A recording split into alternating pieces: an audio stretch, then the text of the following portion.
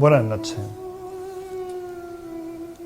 Yo hoy debería de estar explicando el experimento de los 100 monos, pero ante la cantidad de gente que no comprendió el choque consciente que se dio la semana pasada, me he visto no en la obligación, simplemente es cuestión de que yo lo que pretendo es que ustedes comprendan lo que aquí les estamos explicando.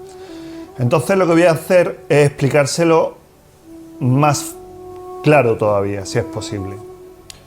El tema es el siguiente. Yo le hablé de unos porcentajes. Le hablé de un 98% sobre un 100%, le hablé de un 2%, sobre ese 2% un 95%, y eso los lió. Así que se lo voy a explicar de una manera fácil. El 98% de la población del mundo es totalmente inconsciente a cómo se manipula a la población. Con esto quiero decirle que el 98% de la población del mundo les da a su hijo una alimentación que ellos consideran sana cuando realmente lo están envenenando. Le hacen caso a unos políticos que realmente le están engañando. Se ponen en manos de unos médicos que realmente lo que buscan es que se conviertan en enfermos crónicos para que sean sus pacientes para toda la vida. Y podría seguir hablando de científicos y de todas las ramas del saber que hay hoy por hoy en este planeta. Luego hay un grupo determinado de gente que está un poco más enterado del tema. Ese sería, de ese 2%, el 95%. Y hay después otro grupo que está todavía más informado sobre el tema. Y ese sería un 95% de ese 5% restante, aproximadamente. Y luego les comenté que habría alguien que tenía un sistema operativo muchísimo mejor, que no se le escapaba nada. Y esos son de los que en su momento hablaremos.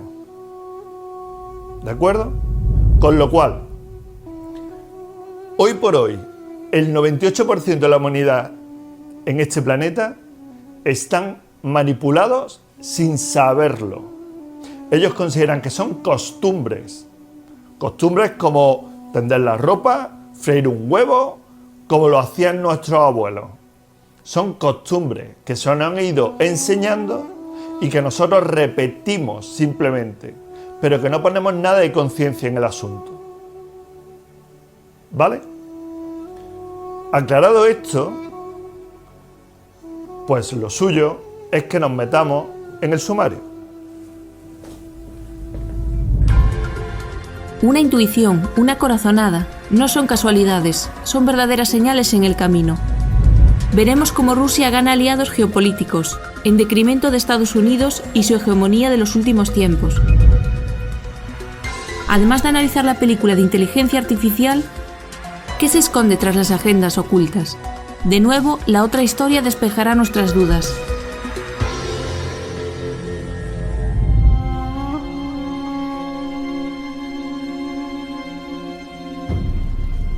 Buenas noches y bienvenidos a Detrás de lo Aparente.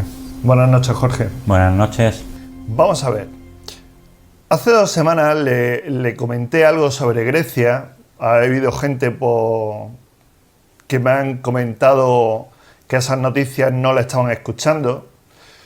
Y claro, pues eso me ha hecho pensar que tal vez le debería de dar un poco más de información. Y miren ustedes por dónde, la semana pasada, el diario eleconomista.net dice lo siguiente: el gobierno de Grecia nacionaliza el sector eléctrico, sube el salario mínimo, reabre la televisión pública y se reúne con el embajador ruso.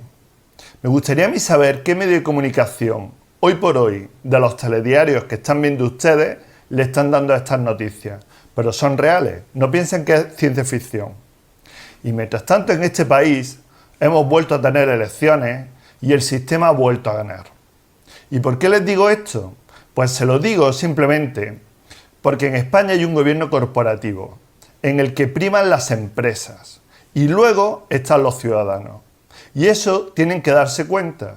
Cuando llegue el momento de las elecciones, los políticos bajan a la calle, les saludan, ustedes se lo creen y les votan. Y eso lo único que hace es aumentar su periodo de poder. En Grecia, en cambio, tienen un gobierno que empieza a dejar de ser corporativo, que empieza a mirar por el pueblo. Y ahí es donde está el verdadero cambio. Y ahora vamos a entrar en el bloque de noticias. Jorge, ¿qué tenemos para hoy? Bueno, pues una selección de lo más interesante, como viene siendo habitual. Si te parece, comenzamos con el bloque. Vamos allá. Estados Unidos comienza a sufrir un declive en sus movimientos geopolíticos y económicos. Nuevas alianzas van surgiendo entre Argentina y Rusia y van desbancando la hegemonía que hasta hace poco disfrutaba el imperialismo norteamericano. Una pieza clave en estos nuevos tratados de expansión económica es la unión de países denominados BRICS. El próximo 22 de octubre, la Federación Rusa y la República Argentina cumplirán 130 años de relaciones diplomáticas. No hay tiempo para contemplaciones. El escenario global percibe enormes desafíos que llaman a la consolidación de alianzas multivectoriales. Una mirada estratégica siempre comienza por crear espacios de cooperación en la economía, los robustece a través de las finanzas y finalmente alcanza los ámbitos energético y geopolítico. El creciente acercamiento entre la Casa Rosada y el Kremlin pone de relieve la incapacidad de Washington para sabotear la construcción de un mundo multipolar. A lo largo de la primera década del siglo XXI, el imperialismo norteamericano fracasó en contener el ascenso de nuevos actores económicos y políticos, tanto en América Latina como en la región euroasiática. La geografía comercial de Argentina se ha centralizado en Oriente. Entre el 2005 y el 2013, los intercambios con Rusia, India y China, países que integran junto con Brasil y Sudáfrica el grupo BRICS, pasaron de un 9,33% a un 14%. En contraste, la participación de Estados Unidos se desplomó de un 13% a un 8,21% en el mismo periodo, según la base de datos sobre comercio de mercancías de las Naciones Unidas. En definitiva, somos testigos de un nuevo y acelerado ordenamiento económico y geopolítico, en donde la unipolaridad estadounidense no encuentra lugar. Bajo esa misma perspectiva, la cooperación técnico-militar con la Federación Rusa constituye un aspecto clave para custodiar la soberanía de América Latina.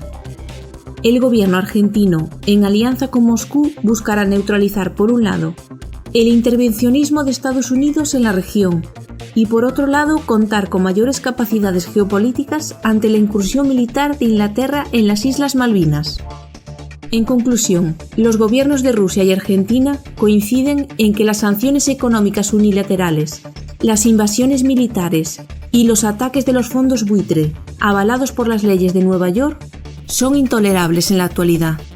Por lo tanto, la construcción de un mundo multipolar exige que ambos países sumen esfuerzos para articular una estrategia de seguridad y defensa común frente a los excesos de Estados Unidos y sus aliados. No es extraño que ante un reclamo del pueblo ante políticos, las autoridades envíen a la policía pesadamente uniformada a reprimir y acosar a los manifestantes, aun si estos eligen modalidades pacíficas. Lo que es inusual y esperanzador es ver cómo los hombres y mujeres de azul deponen las armas y se suman a la protesta. Esto que ocurrió en Tailandia tuvo su similitud en un evento ocurrido en España en el año 2012. En el marco de las protestas civiles en Tailandia, ocasionadas por la política reinante en ese país, se dio un sorprendente giro a la situación que normalmente estamos acostumbrados a presenciar en este descontento social. Esta vez la noticia no era la cantidad de manifestantes, ni siquiera el motivo de la protesta. La noticia fue la actitud de la policía antidisturbios hacia los propios manifestantes. Al principio hubo un intercambio de hostilidades, pero pronto la policía sorprendió a todos con un gesto que conmovió hasta las lágrimas a los presentes. Bajaron sus armas, las dejaron en la calle y se unieron a la gente, en un mismo reclamo: justicia y mejores condiciones de vida para el pueblo tailandés. Un gesto inspirador, pues no solo hemos visto este caso en Tailandia. Recordemos también en España, donde funcionarios de los cuerpos y fuerzas de seguridad del Estado salieron a la calle para protestar contra los recortes anunciados por el gobierno de Mariano Rajoy. Los policías fueron sensibles a esta realidad y al cúmulo de casos que han convertido a la institucionalidad española en un entramado de actividades delictivas, del que banqueros y políticos son sus principales protagonistas. Los medios de comunicación intentaron evitar esta noticia, y los pocos que mostraron algunas imágenes consiguieron evitar las pancartas más reivindicativas. Del mismo modo, y en el comienzo de los desahucios, tanto algunos bomberos como algunos gremios de cerrajeros se negaron a prestar servicio en acciones que dejaban a personas en la calle, sobre todo cuando dice la Constitución española, artículo 47. Todos los españoles tienen derecho a disfrutar de una vivienda digna y adecuada. Los poderes públicos promoverán las condiciones necesarias y establecerán las normas pertinentes para hacer efectivo este derecho, regulando la utilización del suelo de acuerdo con el interés general para impedir la especulación. La tribu de los indios Yanomami, que habita en las selvas de Venezuela y Brasil, son el grupo humano con mayor diversidad microbiana, y por este motivo su sistema inmune presenta más microorganismos que el de cualquier pueblo o grupo humano conocido. A esta conclusión ha llegado un colectivo científico interuniversitario estadounidense-venezolano tras secuenciar el ADN de los indígenas y de las bacterias que habitan en su boca, piel e intestinos. En el año 2008, un helicóptero del ejército venezolano descubría entre la espesura de la selva amazónica un poblado no registrado en sus mapas. Unos meses después, una misión médico-científica llegaba hasta la zona sur de Venezuela para descubrir que se trataba de un grupo de unos 50 indios Yanomami. Comprobaron que, salvo algún contacto con otros de su misma tribu, nunca habían tenido relación con el mundo exterior. Para los científicos era una ocasión única para estudiar su universo bacteriano y compararlo con el de los occidentales. Se llevaron unas cuantas sorpresas. Años de investigaciones han permitido identificar a todas las especies de microorganismos encontradas en pruebas tomadas en Sudamérica. Un importante conocimiento del microbioma proviene también de los test genéticos hechos a partir de las probetas con sangre de los Yanomami, llevadas a distintas instituciones norteamericanas, desde Brasil y Venezuela. Recientemente, esas muestras han sido devueltas a la tribu por respeto a sus creencias. Los científicos, que publicaron un ensayo en una reciente edición de la revista Science Advance, atribuyen la exclusividad de los Yanomami a su aislamiento, al poco contacto que ha mantenido con otros pueblos y a sus primitivas condiciones de vida. En las sociedades industrializadas y las que se encuentran en contacto permanente con ellas, el estilo de vida moderno, la dieta y el uso de antibióticos han provocado cambios en el microbioma de los individuos, mientras que los Yanomami conservan la riqueza original de la flora intestinal y epidérmica. Entre las conclusiones que sacan los autores, destaca que muchas de las bacterias que encontraron son potencialmente beneficiosas para la sociedad moderna. Por ejemplo, podrían reforzar la resistencia ante algunos virus o prevenir la formación de cálculos renales.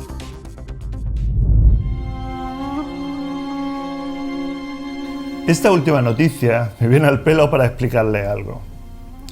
No es que ellos tengan un sistema inmunológico diferente al nuestro. Es que cuando nosotros nacemos tenemos el mismo sistema inmunológico que tienen ellos. Pero desde que somos pequeñitos empiezan a vacunarnos. Y cada vez que nos vacunan nos están afectando el sistema inmunológico. Se calcula que para cuando una persona tiene los 25 años, su sistema inmunológico se ha quedado en un 30%. Esto que nos están vendiendo como la panacea de que podemos vivir 80, 90 años y que antes no se podía hacer, es una gran mentira. Y les explicaré por qué. Ustedes están viviendo 80, 90 años llevando un saco de pastillas encima, porque se han convertido en enfermos crónicos. Y yo les aseguro que si no le estuvieran tocando durante toda su vida su sistema inmunológico, no vivirían 80, 90 años con un saco de pastillas, sino que podrían llegar a vivir bastantes más años y con una salud buena. Así que lo que siempre nos queda es saber por qué tienen este empeño en manejarnos la salud. Y ahora creo que es momento de entrar en entrando en materia.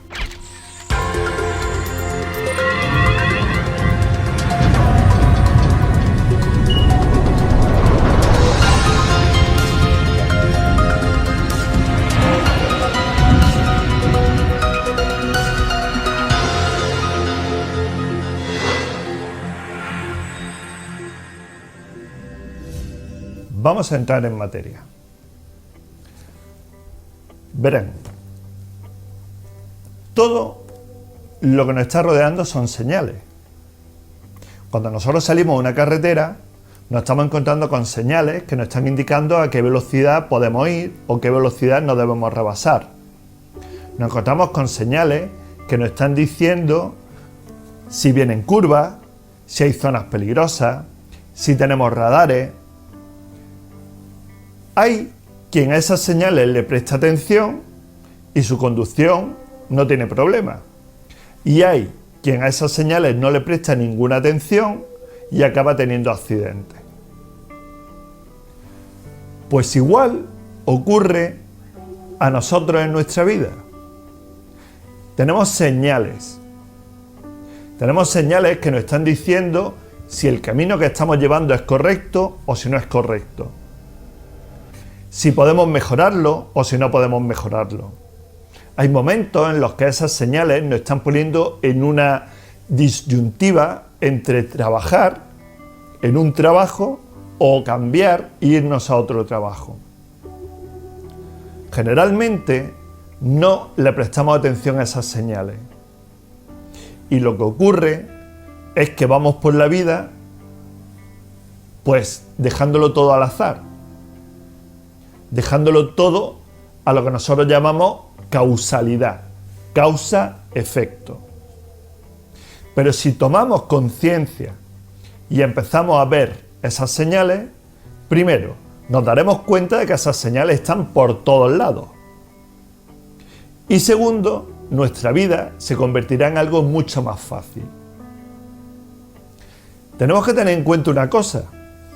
Como máquinas que somos, y ya se los dije, venimos con un sistema Global Position, es decir, un GPS instalado.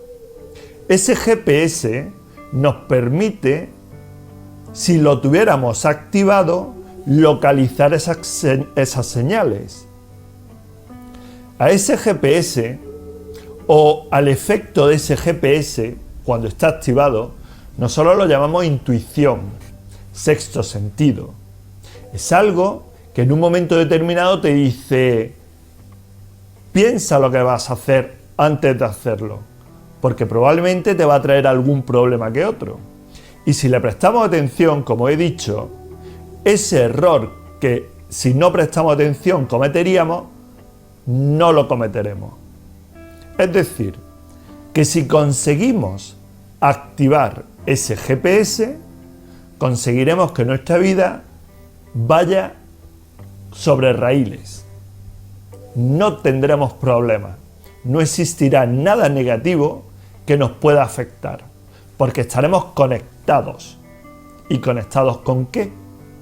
Pues estaremos conectados con el universo, porque el universo constantemente es el que nos está mandando esas señales. Y si nosotros conectamos con el universo que nos manda esas señales, vamos a conseguir lo que le acabo de comentar, que nuestra vida va a funcionar sobre raíles.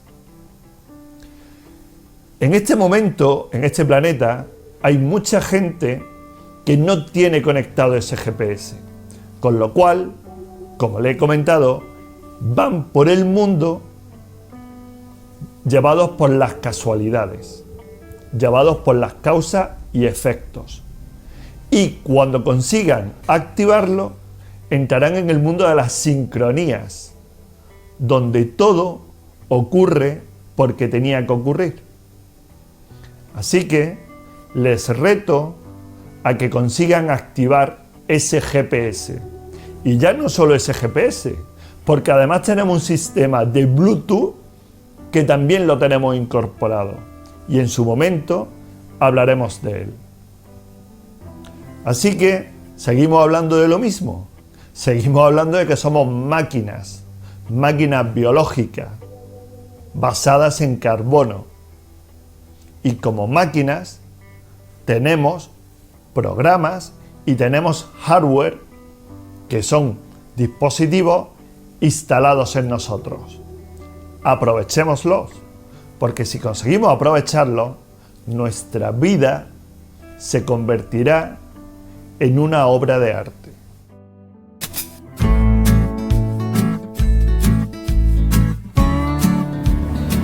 La intuición quizá. Yo entiendo una predisposición personal a algo, algunas pequeñas intuiciones que podemos tener, unas intuiciones. A ver, yo el sexto sentido, creo que hay personas que lo tienen y hay personas que a lo mejor no lo tienen o no lo saben, no lo saben ver. Yo entiendo que es como una intuición de, intuye algo y te das cuenta, ¿no? Y yo pues creo que eso es el sexto sentido. Pues la verdad que no lo he experimentado, creo. Todavía no sé exactamente. Creo que según qué mundo, digamos qué mundo, entonces un sexto sentido es como percibir cosas que otro tipo de seres humanos no llegan, porque lo que nosotros tenemos reconocido son 5 sentidos. No 6. Entonces se supone que el sexto sentido es un sentido superior que hay quien puede percibir según qué cosa que los demás no podemos percibir. De todas formas, ya te digo, yo no lo he experimentado todavía. Sexto sentido muy sencillo, es percepción sensorial, emocional, percepción sobre las cosas que puede pasar, intuición, eso es lo que yo pienso que es sexto sentido. Como la percepción de algo. O sea, que tú sabes que está ahí, pero que no lo puedes palpar, no lo puedes ni oler, pero sabes que está ahí. Entonces es algo que decimos el sexto sentido, como esa intuición. Hombre, el sexto sentido es una cosa que la persona tiene sentido ante las cosas, ¿no? Es más responsable y tendrá sus cosas, sus consecuencias, su sentido de lo que piense.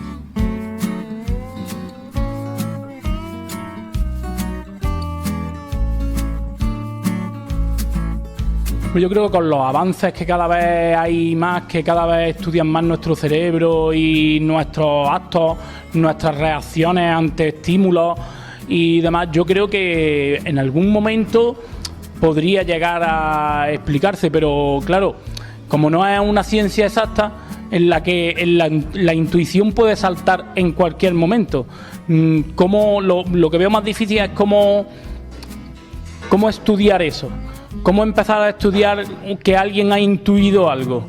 La verdad que es complicado por la propia ciencia. La propia ciencia es datos no refutados en los que tiene que ser exacto todo, si no, no sería ciencia. Entonces yo creo que es bastante difícil, pero bueno, que con los avances esto cada vez te sorprende más y yo creo que cada vez nos seguirán metiendo más en nuestro cerebro y cada vez... yo creo que con los estudios y todo eso, yo creo que llegará un momento en que puede ser que algo haya. Ahora mismo lo veo difícil porque todavía estamos... Pero bueno, que yo creo que la intuición cada uno tiene una en según qué momento y en qué espacio de tiempo y en qué situación. Y como es tan variado, pues... Pero vaya, que yo creo que la ciencia cada vez avanza más y cualquier día nos mirarán y sabrán lo que estamos pensando. Sí, claro, yo sí creo que en algún momento la ciencia va a evolucionar tanto que la intuición va a ser catalogada por los científicos.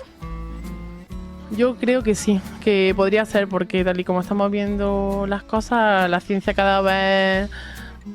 nos damos cuenta que la ciencia cada vez va avanzando cada vez más y yo creo que la intuición puede llegar a ser, hombre, será difícil, pero yo creo que puede llegar a hacer, sí. Pues sí, porque hay gente que tiene mucha intuición, como por ejemplo en un sueño. Hay gente que tiene sueño y demás, y a lo mejor a los 2 días, pues lo que ha soñado, pues se le ha hecho realidad y le ha sucedido. Sí, creo que sí. Probablemente, no lo sé, en realidad no lo sé, pero puede que sí. ¿Por qué no? Como he dicho en la pregunta anterior, yo creo que el cerebro es un misterio que nunca se va a acabar entendiendo. Y si se acabara entendiendo, pues supongo que estaríamos perdidos como personas. No quedaría nada de nosotros. Yo pienso que no, puesto que tú tienes lo que es la intuición no puede ser comprendida, que todavía no tenemos descubierto el cerebro humano al 100%, no vamos a tener descubierto todavía la intuición. Al igual en el 3500 después de Rajoy, lo mismo podemos conseguirlo, pero ahora no.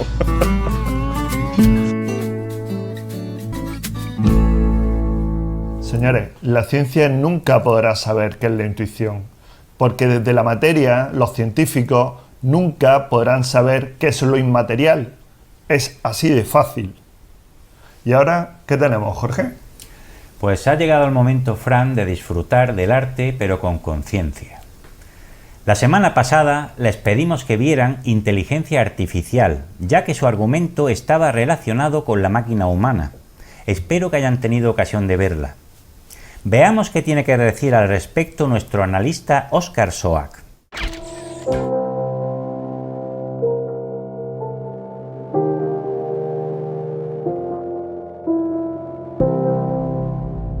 Bienvenidos un día más a Arte con Conciencia.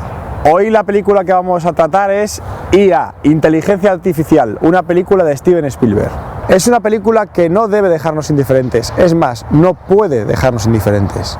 Steven Spielberg en esta película recrea un mundo en el que conviven mechas y orgas, humanos y robots.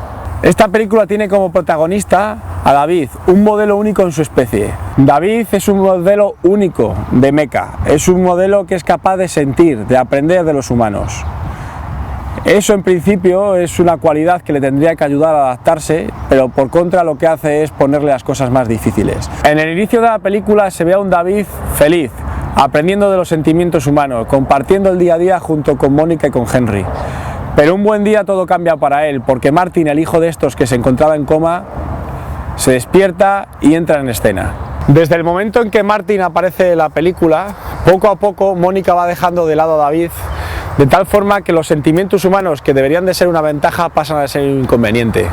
Martin y David empiezan a rivalizar por el amor de su madre, Mónica. Martin consigue que David parezca inestable, poniendo la guinda al pastel de esa inestabilidad. La escena en la que David se abraza a Martin por miedo en la piscina y está a punto de ahogarle. Esto provoca que Henry diga una frase mítica, una frase que tiene muchas connotaciones, y es que si David tiene capacidad de amar, también tiene capacidad de odiar. Lo que no entiende Henry es que el odio es una manifestación más del amor. Después de estos sucesos nos introducimos en la parte más sentimental de la película, cuando Mónica abandona a David en el bosque y le dice una frase muy importante, que además viene a reflejar la distinción y la separación que tenemos hoy en día en nuestra sociedad. Le viene a decir que su sitio está con los mechas, con sus iguales.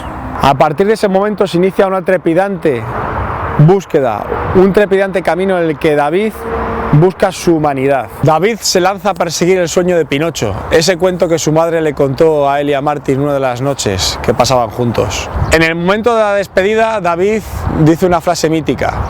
Le dice a su madre que si como Pinocho logra convertirse en un niño, en un ser humano, que si puede volver a casa.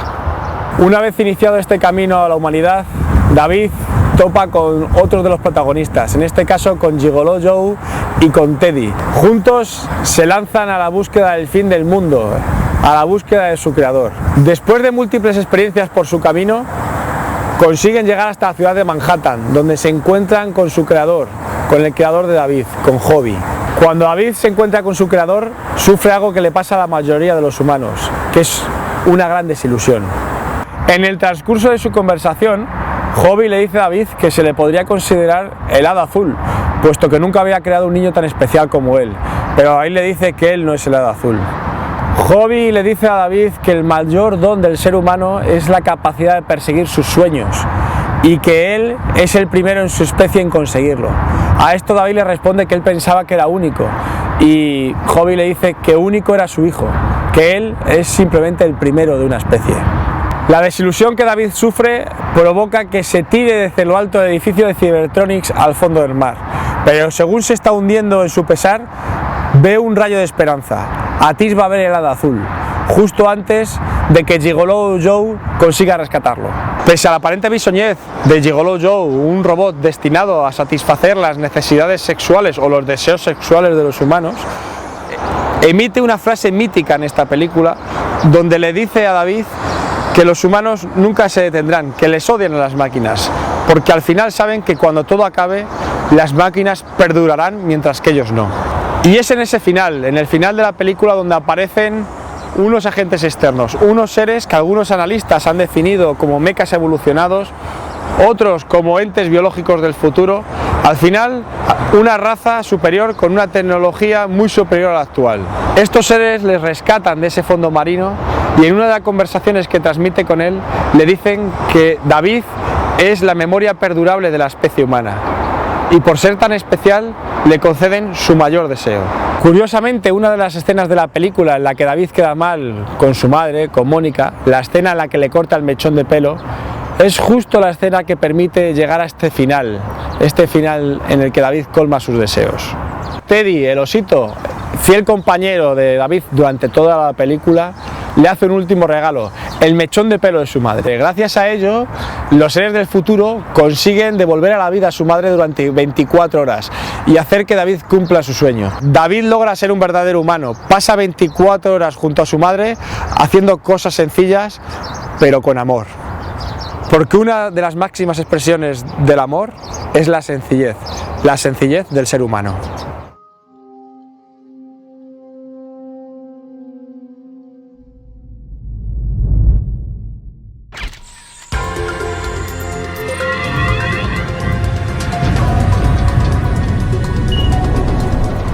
Para el próximo programa, nuestra propuesta será musical.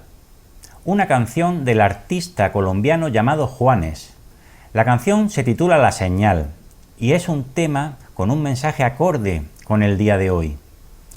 Si quieren participar con nosotros, a lo largo de la semana busquen el videoclip y véanlo, disfruten y reflexionen con la canción. Y la semana que viene tendrán la ocasión de contrastar su opinión con la de nuestro analista. Así que ahora les dejamos con la canción.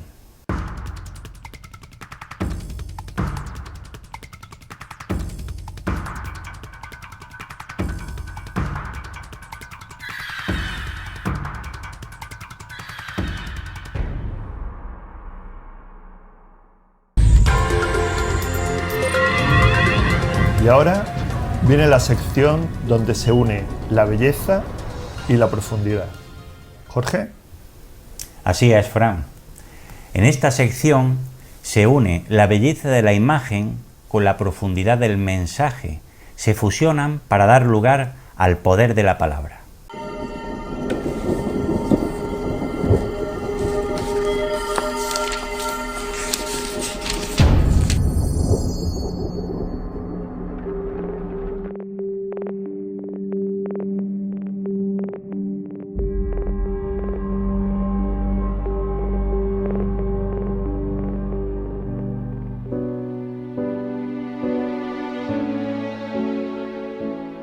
Muchos dicen que hay un camino para volver a conectar con el ser, que hay una senda por recorrer que pasa inevitablemente por unos puntos más o menos enunciados y descritos.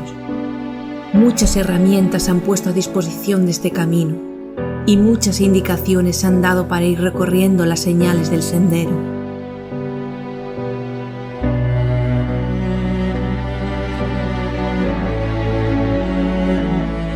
Pero algo que solemos olvidar con frecuencia es que cada uno debe recorrer su particular camino, a base de esfuerzo, de experiencia vivida, con cada paso y con cada acción ganada a pulso, con la decisión y voluntad unidas en pro de un propósito superior. Leemos, buscamos, investigamos y perseguimos el conocimiento trascendente. Muchas veces con la secreta esperanza de encontrar la clave, el secreto, la llave que abra la puerta de nuestra liberación. Cuando en realidad esta yace escondida en nuestro interior, esperando sean dados los pasos para encontrarla.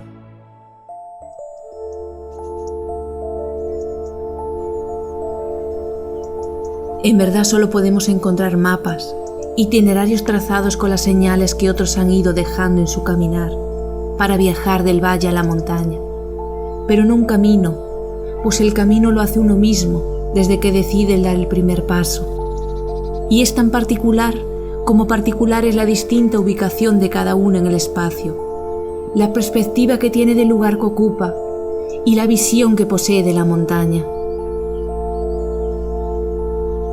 Antes de empezar el verdadero camino interior, habremos de sentir la necesidad de la desnudez, de desembarazarnos de los antiguos ropajes que de nada nos sirvieron salvo para confundir, de ideas, preconceptos y arquetipos que serán un estorbo para caminar ligeros de equipaje y aventureros de corazón.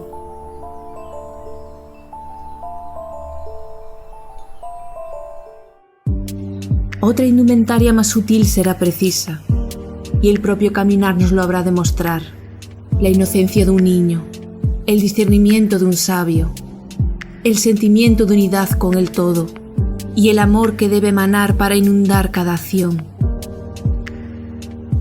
Es el peregrinar de la consciencia, es la búsqueda de la identidad, es la expresión de una verdad, es el arte de ser. Entonces, cada nuevo paso en el polvo del camino dejará una huella que el tiempo se ocupará de borrar, pues el camino nunca existió de verdad, sino que nosotros fuimos el camino.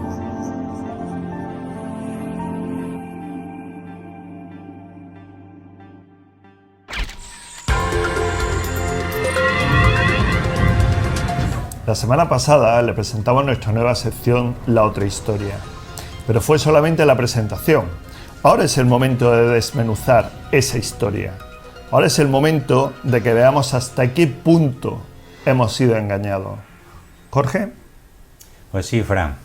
Nuestro amigo y compañero José Manuel Aeta Mira nos va a abrir hoy la sección La Otra Historia con un título de lo más sugerente: Las agendas al descubierto. Gracias, Frank, y gracias, Jorge. Hoy vamos a hablarle de lo que son la agenda y las agendas.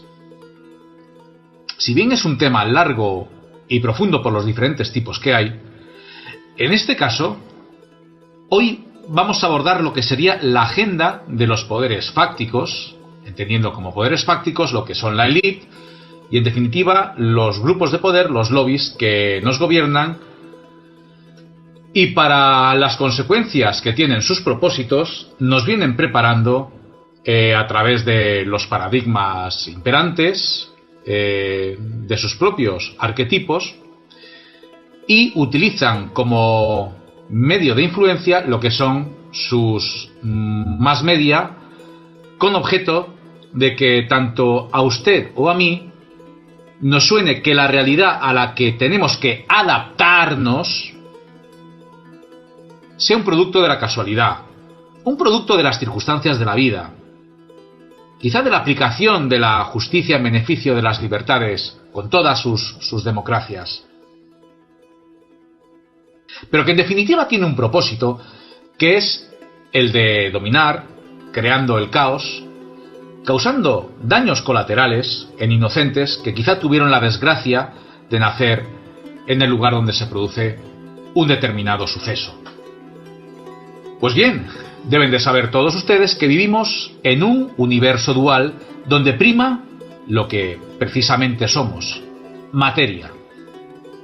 Y efectivamente, nuestra carne y hueso de lo que estamos constituidos no es ni más ni menos que materia interactuando con la propia materia.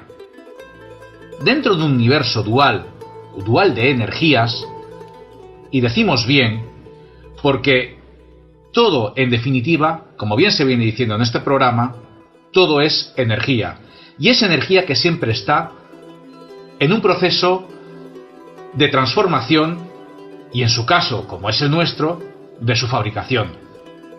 Así pues, esta dualidad a la que aludimos se conoce también como el universo de opuestos, también llamado universo de contrarios, donde el movimiento se produce precisamente por ese traspaso de energías contrarias entre uno y otro.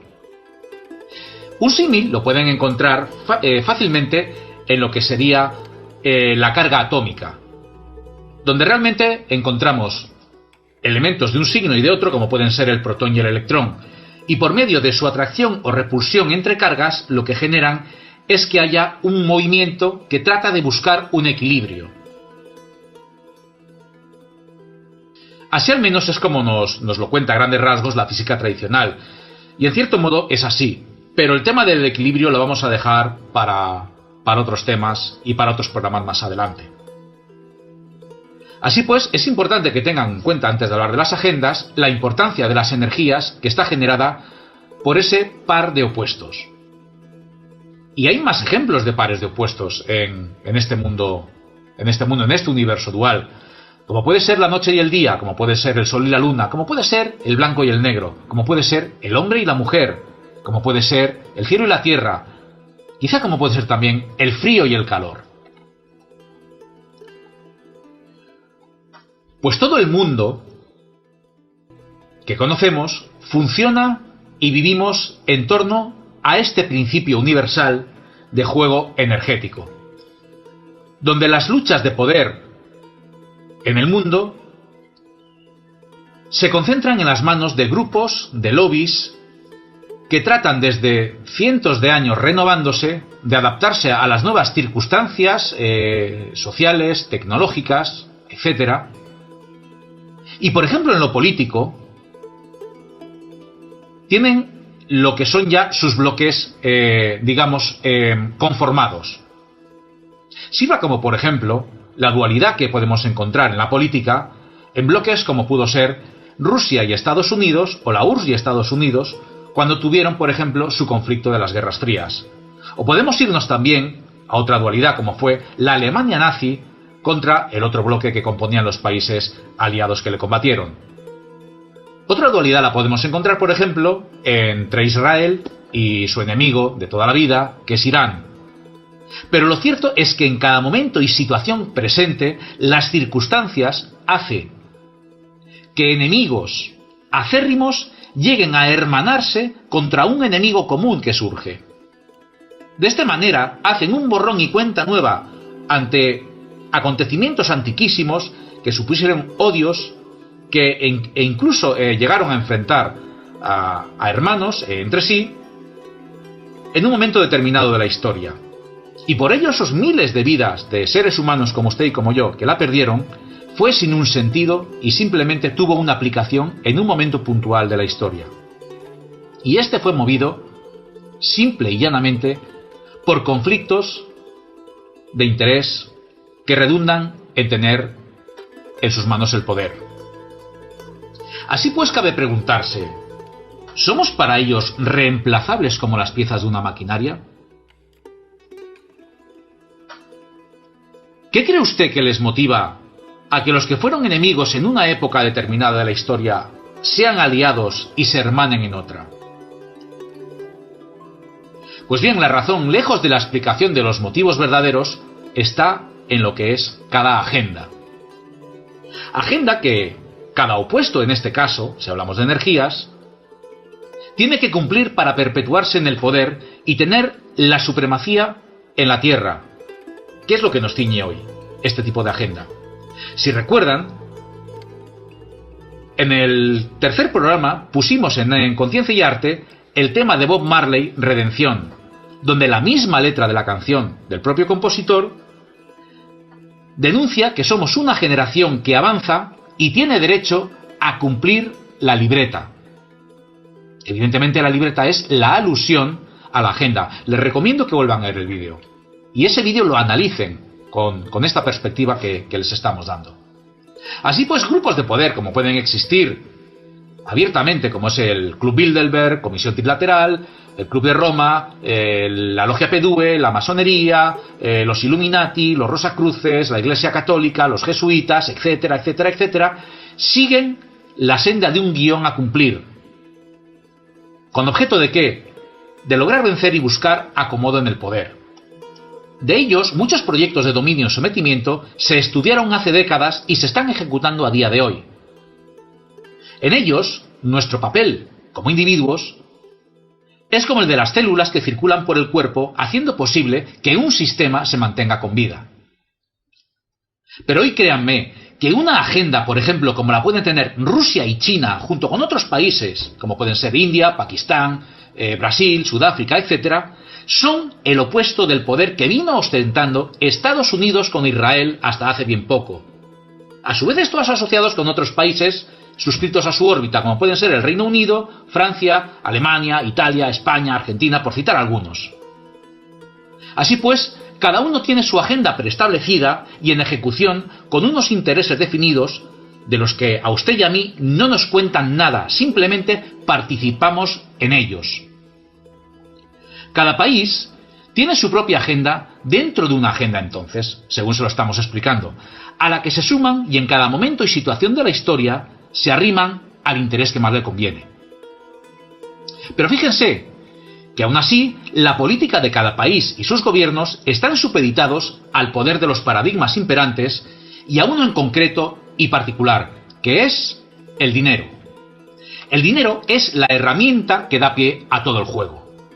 Es ni más ni menos que la pelota que da sentido a un deporte que enfrenta a dos rivales que están regulados por los árbitros y que están condicionados por las normas que elabora la propia federación de ese deporte. Aquí sucede exactamente lo mismo, no se equivoquen. Pero esto no termina aquí, pues cada paradigma tiene su propia agenda, que se complementa con las existentes.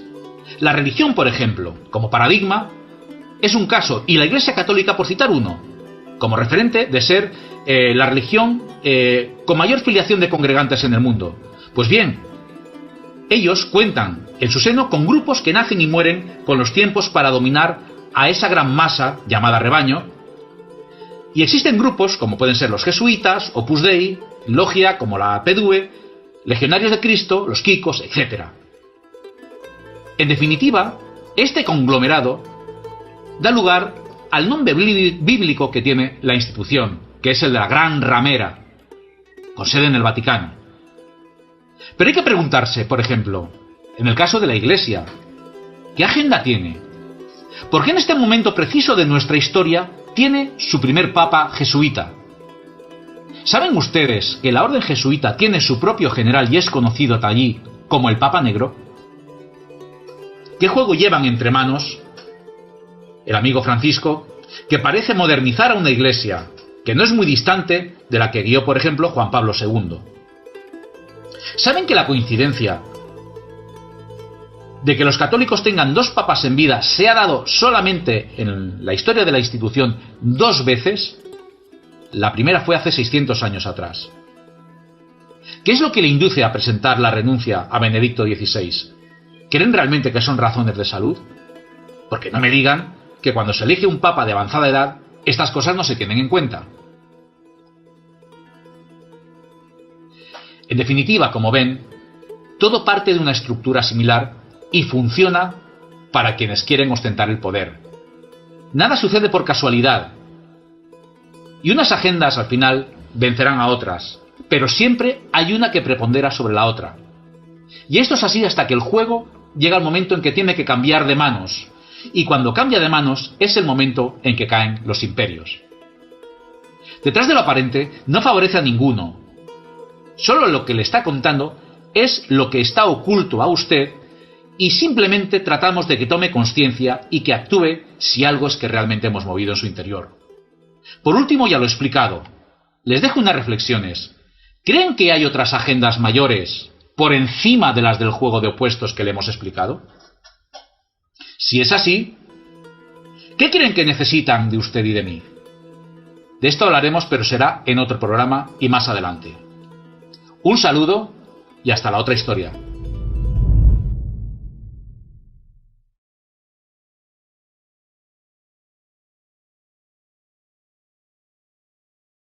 Con la sección La otra historia hemos llegado al término del programa. Cabe añadir que para la próxima semana ustedes tendrán la oportunidad de ser aún más protagonistas. Hemos habilitado una dirección de correo electrónico a la que ustedes podrán acudir para plantearnos sus dudas sobre los temas tratados aquí. La dirección en sí es ddlatv@detrasdeloaparente.com. Por mi parte nada más, Fran. ¿Algo que añadir? Pues sí. Déjenme que le haga una reflexión. Quiero que piensen cuando eran pequeños. Quiero que piensen cómo veían el mundo. Quiero que piensen en el momento en el que dejaron de ver el mundo de esa forma. ¿Y qué fue lo que lo provocó? Tal vez, si se paran a pensar esos 5 minutos, se darán cuenta que hay algo evidente que se le está escapando. Algo que está oculto detrás de lo aparente. Un secreto. Pero un secreto que cuando lo descubran, se quedarán maravillados. Pero como siempre les digo, no nos crean, no crean nada de lo que les decimos. Investiguen y créanse a ustedes mismos. Y si mientras tanto quieren seguir pasando estas noches de martes con nosotros, pues aquí estaremos. Y ahora, para finalizar el programa, les vamos a dejar con el vídeo de la película documental NELP. Nada es lo que parece.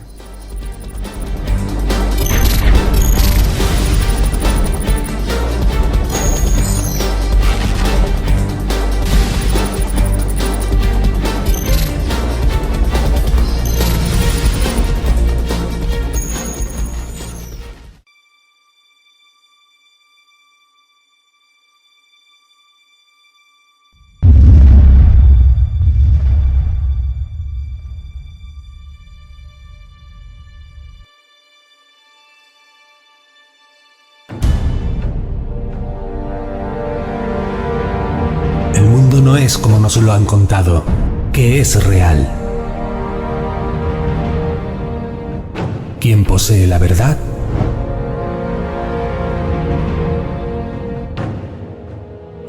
Nadie, porque fuimos engañados.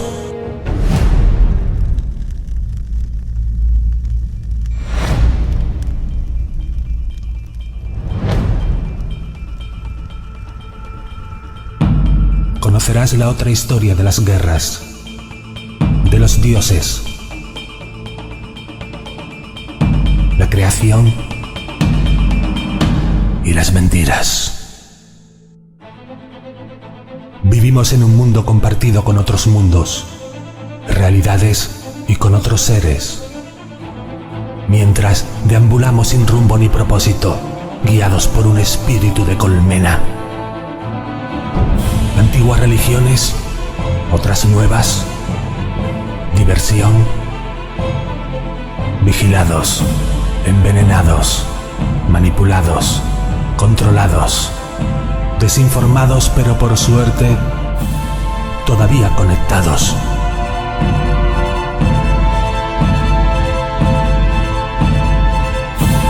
Un mundo virtual poderoso en energías, un salto hacia la libertad. Volverás a recordar.